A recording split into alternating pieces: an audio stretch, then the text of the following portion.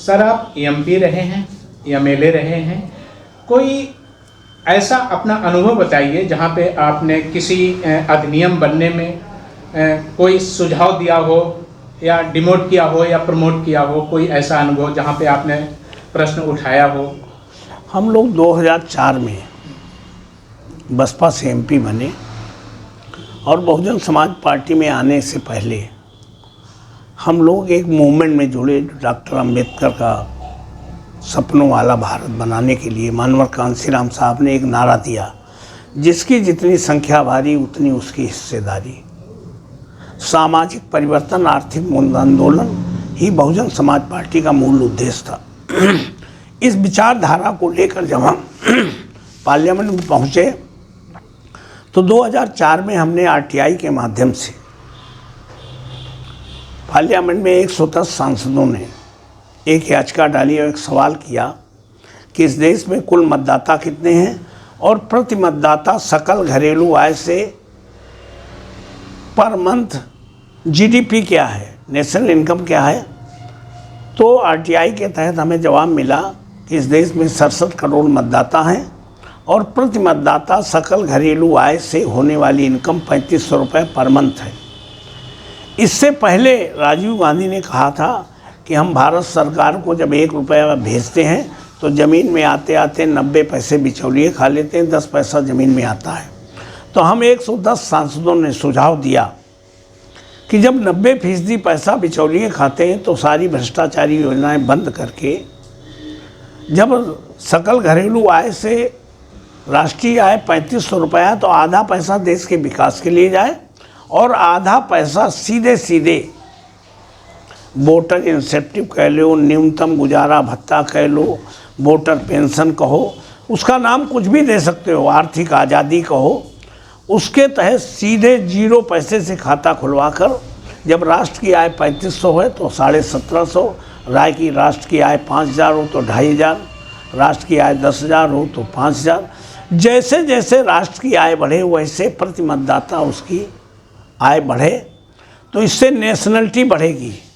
राष्ट्र हमें क्या दे रहा है, दे रहा है, उसके नेशनलिटी बनेगी और इस देश में आर्थिक गैर बराबरी को कम होगी। वो पीडीएस सिस्टम लागू हो जाए। तो ये पहला हमने काम किया था कि बाबा साहब ने जो पहल की थी कि हमने धार्मिक आज़ादी दे दी, सामाजिक आज़ादी दे दी, राजनीतिक आज़ादी दे दी। ये तीनों आज़ादी तब तक अधूरी हैं जब तक आर्थिक आज़ादी ना मिले। इस आर्थिक आज़ादी के लिए एक और जंग लड़नी पड़ेगी।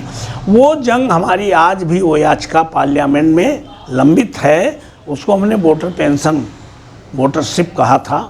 अगर ये मिल जाए तो 2500 साल पहले जो बुद्ध ने कल्पना की थी, उस बुद्ध की आइडियोलॉजी को मानते हुए बाबा साहब अम्बेडकर ने एक वोट का राइट्स दे करके भारत में महात्मा रानी और महात्मा रानी के वोट की कीमत बराबर करके भारत में स्वर्णिम की शुरुआत करने का काम किया था। वो बुद्ध का भारत बन सकता है। पति को पत्नी के सामने, पत्नी को पति के सामने, बाप को बेटे के सामने, बेटे को बाप के सामने, भाई को भाई के सामने, बहन को भाई के सामने। कोई भारत में एक भी भिखारी नहीं रहेगा और हम तब अल्लामा इकबाल का वो शेर गा पाएंगे, सारे जहाँ से अच्छा है हिंदुस्तान हमारा। ये भारत में हो सकता है, इसकी ज़रूरत है। भ्रष्टाचारी योजनाएं रोक करके अगर भारत को नेशनलिस्ट बनाना है तो जो भ्रष्टाचारी योजनाएं हैं, वृद्धा पेंशन, विधवा पेंशन, विकलांग पेंशन, मिड डे मील, शादी अनुदान, कन्याधन, बेरोजगारी भत्ता, रोजगार गारंटी योजना, निर्बल आवास, सूखा राहत, घरगिरी का पैसा, कन्याधन, इसकी कोई आवश्यकता नहीं बनेगा। भारत में किसी भी रिटायर कर्मचारी को पेंशन की आवश्यकता नहीं पड़ेगी। भारत में किसी को इंश्योरेंस कराने की आवश्यकता नहीं होगी, क्योंकि सरकार ऑलरेडी इंश्योर्ड करेगी कि तुम्हारा मरते दम तक, जब तक तुम जीवित हो तब तक भारत की आय में तुम्हें हिस्सा मिलेगा।